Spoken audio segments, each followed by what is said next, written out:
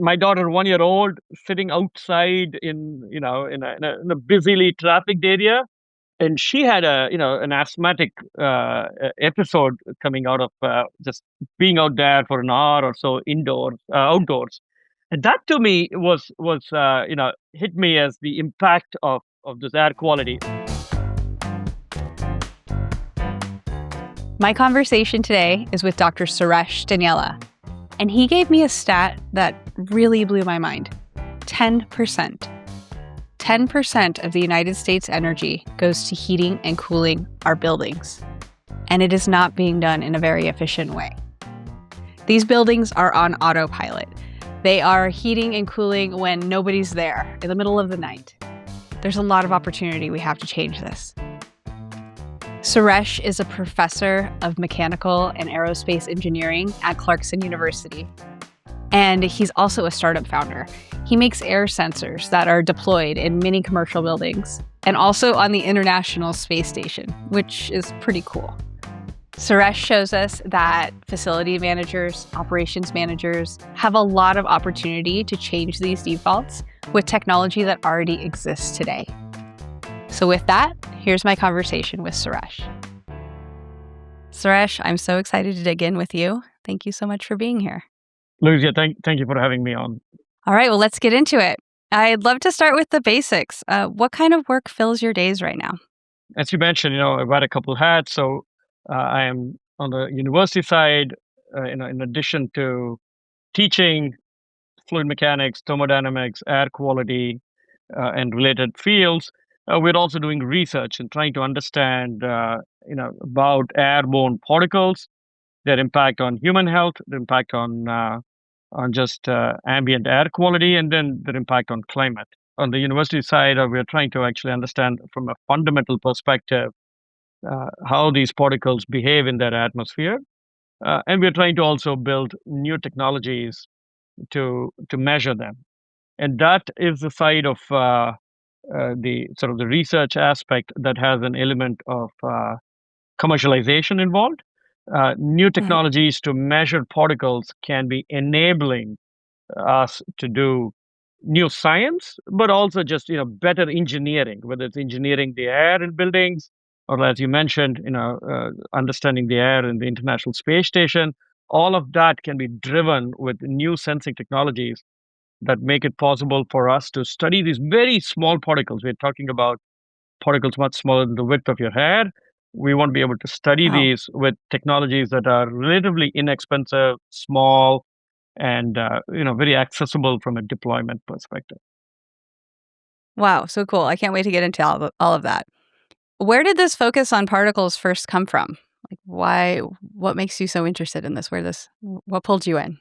So airborne particles are actually all around us. And growing up in southern India, where for a long time, air quality has been a bit of a problem. Just given that what almost all countries go through in their developing phase is you burn a lot of fossil fuel that results in a variety of greenhouse gases, but also particles that come out of your tailpipe. So we've all, you're breathing it, and then you're also seeing that the air around you is a bit murky. Your view itself, gets fainter and fainter. So Yeah. when I got an opportunity to study these particles in graduate school, I just jumped on it because these particles are everywhere, and to some extent, they're invisible, but their effect is very visible. And they affect your visibility. So to me, it was trying to study these problems means we are solving a real world problem. Right. Implications that actually go globally, have an impact globally. For me, it just seemed like a great opportunity to contribute. Yeah, it sounds like this is personally meaningful for you too, and seeing it firsthand where you were growing up. And Right. so, can you paint a picture of how air moves through a typical building, and what's usually being measured, and then what's missing? So our indoor air environment typically well regulated. And what that means is, there are guidelines and sometimes even requirements in terms of what the conditions indoor need to be. Huh. Oftentimes, these conditions are just temperature and relative humidity. There's a guidelines, and in some places a requirement. In some places, like hospitals, this is a requirement that the temperature be in a very tight band, and the relative Hmm. humidity be in a pretty tight band. Why is relative humidity? I can understand why temperature, I guess, for comfort, but why relative humidity? What does that play? Temperature, as you mentioned, has a direct impact on our comfort, and so we can feel it if we're out of range.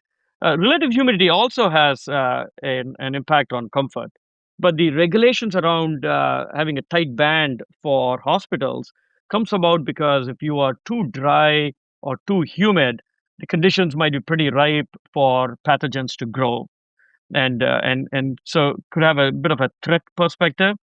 And so there's just benefits from an infection control to have a tight humidity range. Okay. And so those are the two main things that are being measured. What's missing from that? Why do we need to measure anything else? In addition to these two air properties, what became apparent during COVID was that the quality of our indoor air has an impact on infection spread beyond just hospitals, everywhere, right? Yeah. Every space there is the threat of infection spread.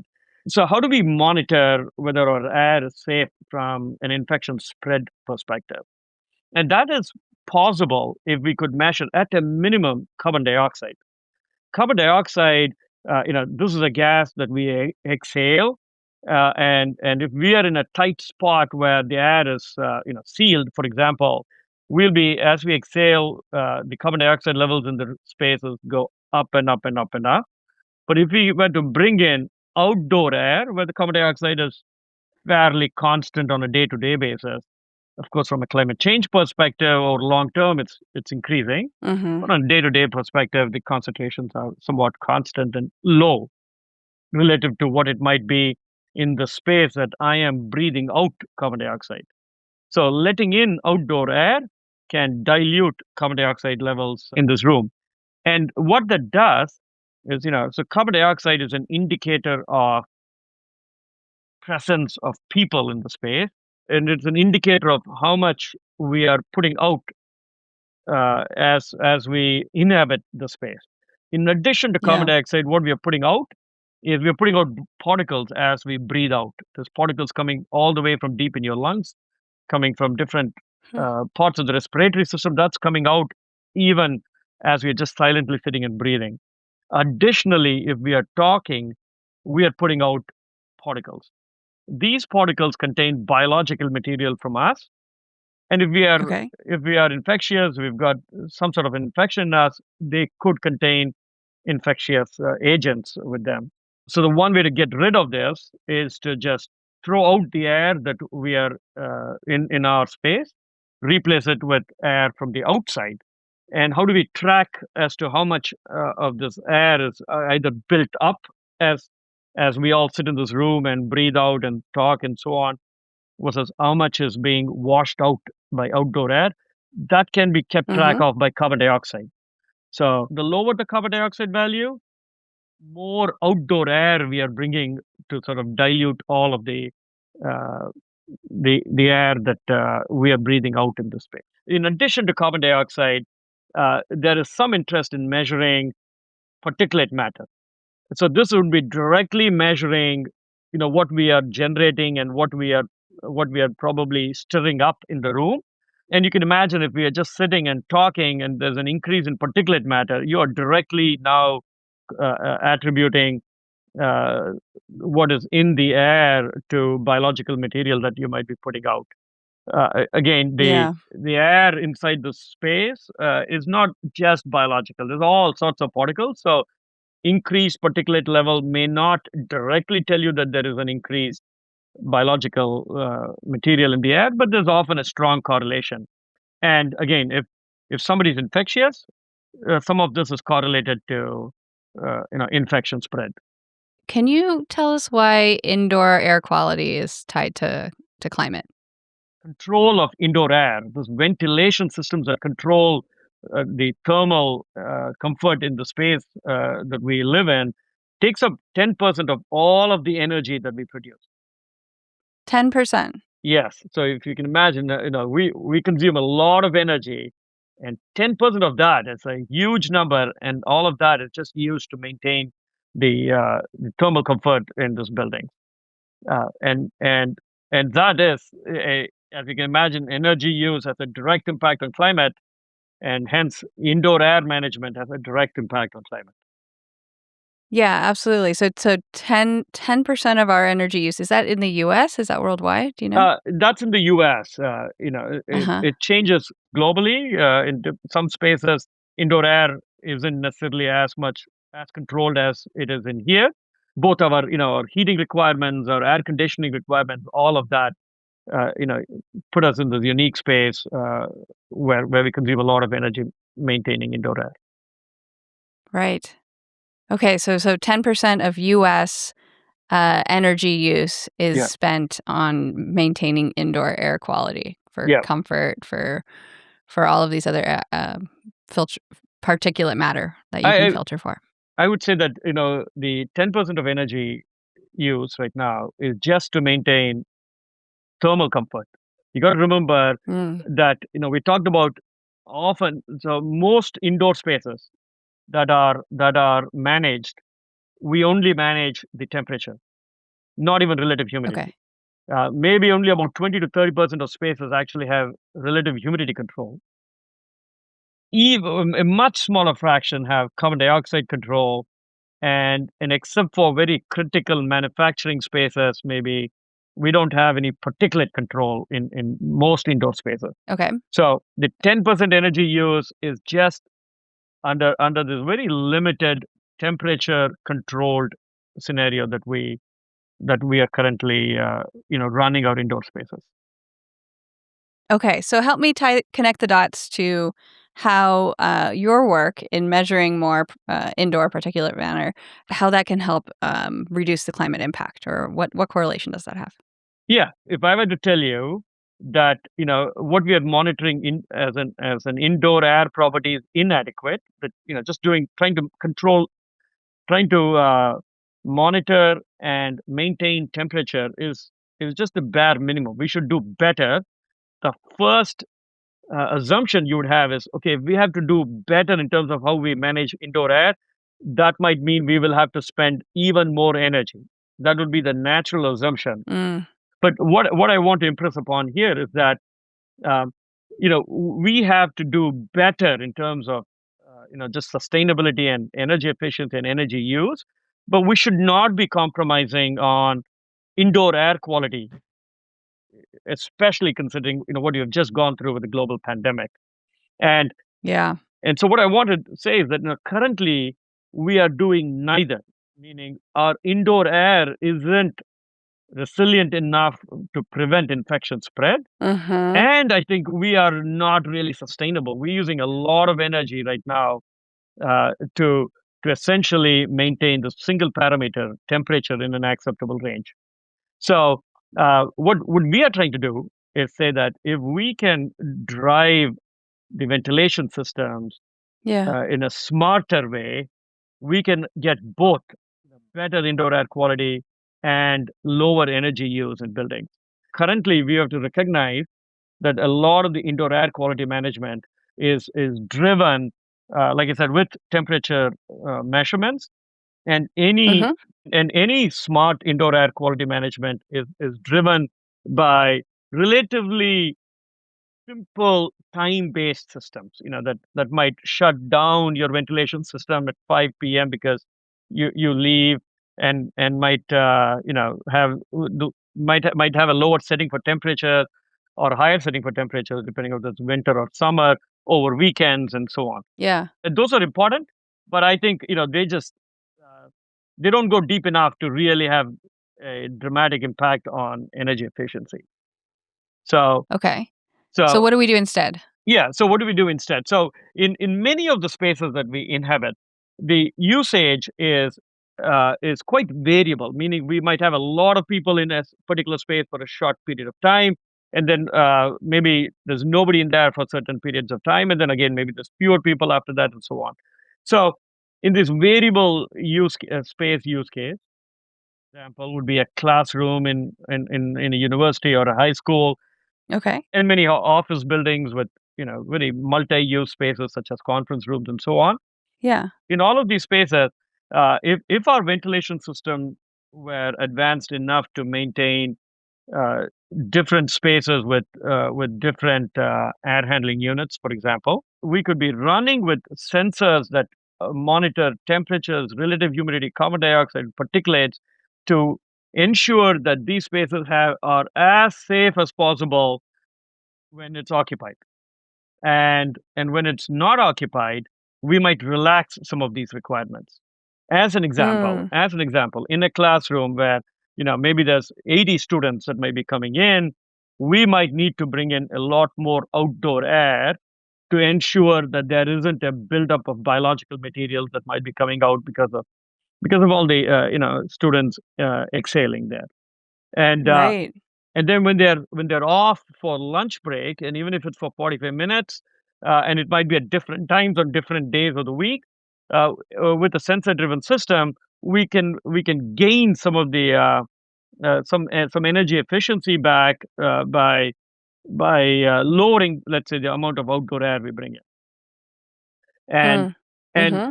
how much outdoor air we bring in, and when we bring in outdoor air is again a variable. If the temperature and the humidity conditions are perfect outside, Yeah. but additionally the air quality is perfect outside, we might want to bring in a lot more outdoor air. We may even we could even bypass filters, which costs energy to push all of that air through these high pressure drop filters, is again energy intensive. If the conditions outside, like in many places in rural America, the conditions are pretty good. The air quality is pretty good that we could be bringing air in without extra filtration. Yeah. We could be saving energy by being very dynamic in terms of how much outdoor air we bring, how we treat it, and when we bring more or less of that. Having a system that could be a lot more dynamic is, yes, would be initially capital intensive, but Yeah. the energy gains on a system like that we've been able to validate is somewhere in the order of 30 to 40%. 30 to 40% energy gains by letting in some outside air when it's needed to be able to get all the measurements into the right place, especially in places like you're saying that are kind of like flooded with people and then empty for a lot of time. Yeah, it's actually a little bit more subtle than that. So when there's a lot of people in the space, and let's say it's cold outside, like right now it is in Potsdam right now. It's in 30s right now. uh, to keep people safe, and you have to bring a lot of outdoor air in, it's going to be expensive because you got to warm up Yeah. all that extra air. Right. That might be a time where we should be willing to spend a little bit more energy because we want to increase the safety level in that Mm, space. mhm. And then when they're gone for lunch, for example, that's when we gain energy. We get back some of the energy gains by relaxing the amount of outdoor air that we bring in. And this could all be driven by these sensors that measure carbon dioxide and particulates, in addition to temperature and relative humidity. And there are other times of the year when we have just the Yeah. perfect air condition temperatures and humidity is outside 60%, sorry, 60-degree Fahrenheit, 40% relative humidity. And under these conditions, we could be bringing in a lot of outdoor air, independent of whether there's, what the occupancy levels are. And so this sort of dynamic control, which, like I said, Yeah. requires some capex with respect to, putting in VFDs and building in louvers that can be automatically controlled, What are enables. those? Are those like sensors or Uh, devices? so the variable frequency drives can either push more air or pull more air, and so Okay. these can variably determine how much air we are bringing in, bringing out, and the lures can tell you Got it. which ones where we bring the air from. Okay. Okay. So, a lot of investment to do this the right way, with the work that you're doing in your company and everything. If somebody out there, is wants to start small, what would you recommend for them? And who are these people in these? What kinds of roles and jobs are we thinking about here? So again, when you think about very controlled indoor air conditions that are critical. These are spaces that have possibly have building management systems. Okay. These are spaces that where the building management systems are controlled by typically facilities managers, maybe VP of operations.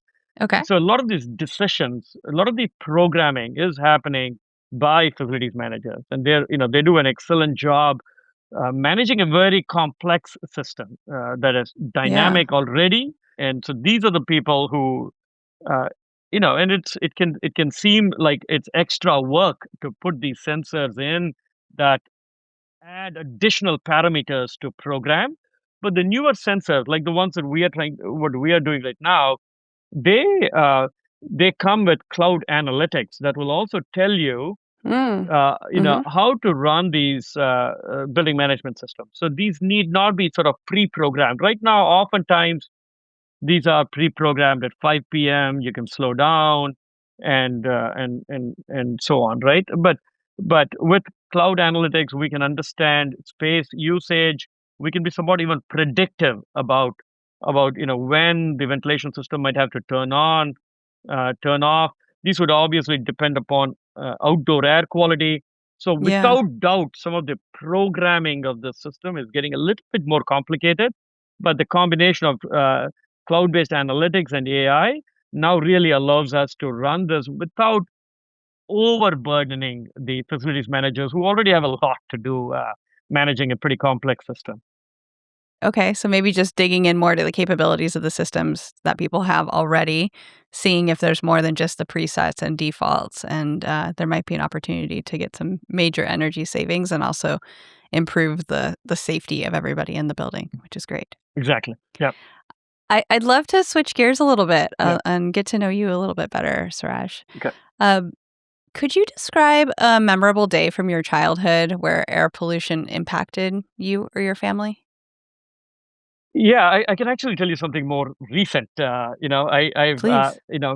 so if you know the geography of India, we come from in southern India. We are actually from Chennai, and Chennai is right on the coast. The air gets washed out pretty frequently with air from the ocean, which is usually pretty clean. So Okay. yes, there are air quality issues, but it isn't as severe as it can be elsewhere, deeper in the country. And I really not traveled much to New Delhi before, which is the capital of India, and it said has been in the news for poor air quality for a while now. And so for the first Mhm. time when I did go, maybe 10 years or so back, when I had a sabbatical and a Fulbright scholarship to go. The view from the aircraft coming down was quite a shock. I mean, there's just a brown layer that envelopes the city, Yeah. and just because of the way the atmospheric dynamics works, you can see a pretty nice clear layer on top, and then the air color changes quite dramatically in this vertical plane that you can see from the aircraft. And that to me was dramatically visual. I'd always we can see dust, and you can feel the lack of visibility when you're sometimes in slightly polluted places. Yeah. Just seeing this envelope, so to speak, of air quality problems that you can see from an airplane was visually very powerful in terms of the impact on people who are in there, breathing that air there. It is Yeah. that part of it is quite impactful. And now, when we begin to see wildfire smoke readings here, these now compare to some of the worst days in some of the most polluted cities in the world. So that tells me that you know we can be in an area that has probably been historically has had historically clean air, Yeah. but it can now start comparing in terms of air quality problems to some of the worst places in the world because of wildfire smoke that is. So we can be impacted by these wildfire smoke that can travel over long distances and can impact people who are far away from where the actual problem is occurring. Right. Yeah, I live in California and we seem to have a wildfire season Yes. now. And I'm curious, what do you tell your friends and family now that you've been doing this work for so long? How does it impact your life around things like wildfires or gas stoves or the pandemic, or my son loves to 3D print. Yeah, yeah, And I yeah, always wonder about that in the yeah. house. I'm actually now going to go back to the question you asked before about, again, an impactful moment. Yeah. When we had a daughter, she was born here in Potsdam, and then we went back to India when she was about a year old for the first time. And Uh-huh. I grew up in India. I'd never really had any breathing problems, so the outdoor air was not impactful as much for me as, yeah, I might feel it, but it wasn't. Might be a slight inconvenience once in a while, but it really didn't impact my life. But Okay. my daughter, 1 year old, sitting outside in a busily trafficked area, and she had an asthmatic episode coming out of just being out there for an hour or so outdoors. Um, and that to me was hit me as the impact of this air quality, right? Yeah, that's awful. You may or may not have directly been impacted, and your child may or may not have a problem in the space you're in right now. But if you put many of these very young anybody that young in air that is polluted like that, it can have an immediate reaction. If Mm, you are living in that space over long times, does this impact you over long term? And and and that is something that obviously the kids are, in some of the polluted cities are facing right now. This if you're in some of these very highly polluted cities, it's equivalent of smoking several cigarettes a day. And when you're young, some wow. of the damage that happens in the lung lining is could be permanent. Yeah. If you think about wildfire smoke, and for people who are working outdoors, I think the new reality is that you have to understand that sometimes you are now in a different environment, and and and and and you might have to do things differently. So what I tell kids sometimes when the air quality is bad, and they have a soccer game. Mhm. Yes, I know you've played soccer outdoors in summer all the time. It is a different time right now where the air quality readings suggest you don't want to be outdoors for a long time. Mm, And we know if you're young and you're growing, and the impact of this could be long term. But yeah. if you're old and you've got a health issue too, it could be a problem. So you want to be a lot more aware of air quality in rural America in ways that you didn't have to be maybe 10 years back, because we didn't have these sorts of wildfire episodes then. Yeah. So I'm just having people be more aware of air quality, Uh-huh. not to panic about it, but you don't want to just overexpose and create a problem that could have a long term effect on you. Is there, for somebody listening who might be concerned now that they're hearing all of this and worried about their indoor air quality, especially if they have kids, or other people that might be more at risk? Do you have any advice? Are there sensors that we should be looking at, or specific particulate matter to screen for? So number one, if there is a lot of free information online about outdoor air quality. EPA has a fantastic site that you can go look up and get AQI values outside. That's the air quality index, which is just a single Uh-huh. number that tells you how air quality is. It clubs together six different parameters and says, here's one number that tells you Yeah. whether you're healthy or not. You can take that number, and oftentimes it is directly correlated to your indoor air number, AQI. So in many spaces, if you got a tight space, you still have air coming from the outside. You can open doors, close doors. There's a variety of ways you're going to be bringing outdoor air in. So poor outdoor Mhm. air usually means also poor indoor air. And if you have a sensitive respiratory system, you should be taking care. If the outdoor air is poor, you should be taking care in terms of how you're breathing, even indoors. And I'm talking about, when Mm. the air quality index is above 300 or so outside. You can expect Mhm. that the air quality index, if you were to measure indoors, might be approaching 100.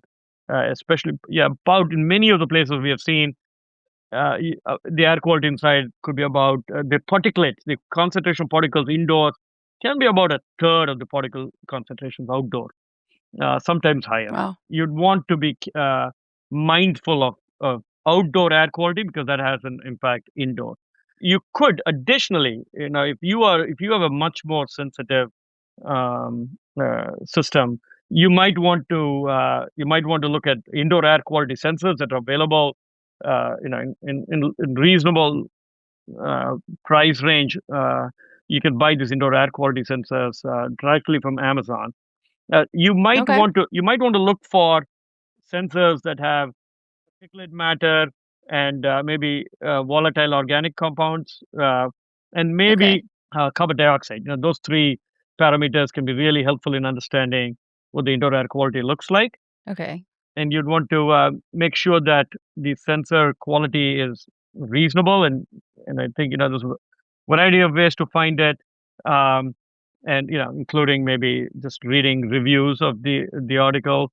There's also some help online from EPA and from Yeah. Southern California Air Quality Management District in terms of which sensors, what the performance of the different sensors are, and these can be somewhat technical to read, Mm-hmm. but can give you some Yeah. idea about which sensors might be Well, good for I'll you. make sure to put all those in the show notes. But the three you said that mattered the most were particulate matter, volatile organic matter, Compound, and carbon dioxide. right? Volatile Okay. organic compounds and carbon dioxide. Compounds. Yeah. Okay. Um, I'd like to switch gears again and talk a little bit about your work on the International Space Station. Can you tell us what's going on there? Yeah. So the International Space Station is a bit of a unique facility, as you can imagine. This is a space where the astronauts are in for a long duration indoors, and so they do a fantastic job keeping air quality clean. How? The entire You can't air. open the doors. I eh, thought the answer was let in outside air. How do you do this? That's a really good question. So they do two things. One is they have HEPA filters that filter out the air continuously. So take out anything that is in the form of particles. And Okay. second, they have carbon scrubbers that actually scrub out carbon dioxide. Oh, wow. So the carbon dioxide levels may be a little bit higher than what it might be in many of our indoor spaces. But Mhm. if they didn't have the carbon dioxide scrubber, this could just be climbing up, indefinitely. So these scrubbers will maintain it in under acceptable conditions. Having said that, we still want to monitor the air, try and understand from a if you think about long-term space travel that we are thinking about, going to Mars or beyond, the astronauts, some of the concerns around that is, what sort of biological stuff might be getting built up there as people are Mm, yeah. putting stuff out. It could be while a lot of the stuff gets pulled out through HEPA filters, there could be stuff that does get collected on surfaces. So we have a project from NASA to monitor air quality, to understand, what kind of particles there are, how much of the stuff is there for particles in the air, and what activities might be causing these particles. So we built a brand new sensor that can, detect in real time the number of particles, their sizes, and make a guess about what the source of these particles are.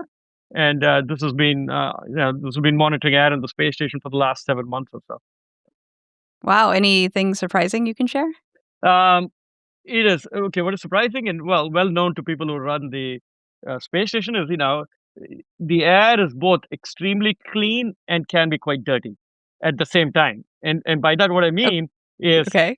so our sensor has a screen and up on the front, and the screen can get pretty dirty with big stuff that's collected. That stuff Okay. that's coming out of human body cells. We put out stuff regularly. Clothing fiber because you unzip your suits and so on. That all creates stuff. There's other things, and these are all big particles that can come and hit your screen. But once if you take those out, because those Mhm. can be a problem, those can be problematic for measurement of very small particles. These are the particles that you breathe and can go deep in your lung.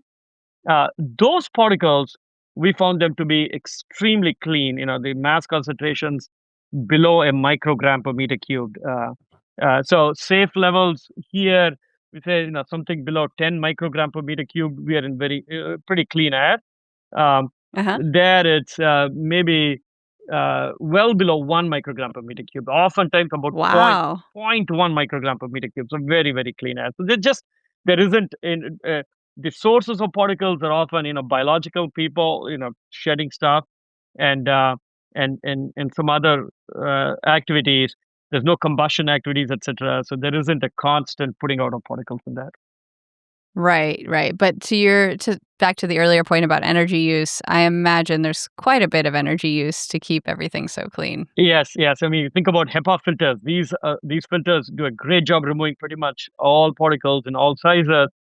These can be Yeah. it can be very energy consuming to push a lot of flow through it, and then scrubbing carbon dioxide. For us, it's down here terrestrially. You open your window, your carbon dioxide levels are down. You've got to scrub it. That's energy intensive. But they also, have a good amount of solar energy that they can capture. So they seem to be doing okay there. Okay, well, I don't know about you, but I'm definitely thinking about ventilation systems the next time I walk into a building and in my own home here. There's so much going on behind the scenes, and the decisions being made there really matter, both for human health and for the environment. Suresh, before we wrap, is there anything you hope people take away from this conversation, especially for those who might not think of their work as climate work? Yeah, no, I think if you think about indoor air uh, management of indoor air here, this is something we are all responsible for, right? At home, do you turn the heat down? Are you unnecessarily blasting your air conditioner when it's not needed? And Mm. recognizing that so much of our energy is going into maintaining indoor air, uh, we all Yeah. have a bit of a responsibility in sort of how much energy we use, and this is not uh, suggesting that we be thermally uncomfortable, but suggesting that we be mindful about where we can, uh, you know, tone down or turn down the systems. And I think the impact, Hmm. all of us combined, can be significant. And we don't even need sensors sometimes for that.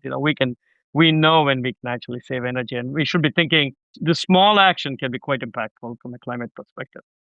I couldn't agree more. Yeah, and if you're listening, it sounds like everybody can take action with our own homes that we can manage. But also, if your job touches air or buildings or public health, your job can also be a climate job. Suresh, thank you so much for sharing your time and your insight with us. If people want to get in touch with you or follow your work, where should they go? Um, so you can Google my name and get my email address from Clarkson.edu's website, and I'd be happy to answer any specific questions that anybody might have. And Lucia, Really appreciate it. thank you so much for having me on, and I really greatly enjoyed the conversations. And thank you, Lucen, also. I greatly appreciate it. Me too. Thank you so much. Thank you. That was Dr. Suresh Dhaniyala. What really stuck with me here was that such a huge climate lever can be invisible. We don't see the air quality issues going on inside our buildings, yet we know they're there. And if you are somebody who has access to a thermostat or can ask the right questions to find out about the autopilot systems within your building, you're somebody who can make a difference today. And Suresh reminds us that we don't need fancy sensors to get started. You already know when you can turn down the heat or make sure the air conditioning isn't running in the middle of the night. You can make a shift.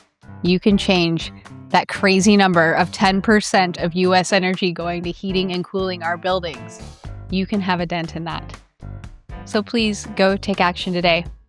I'm Louisa Henry, and this is Any Job Can Be a Climate Job.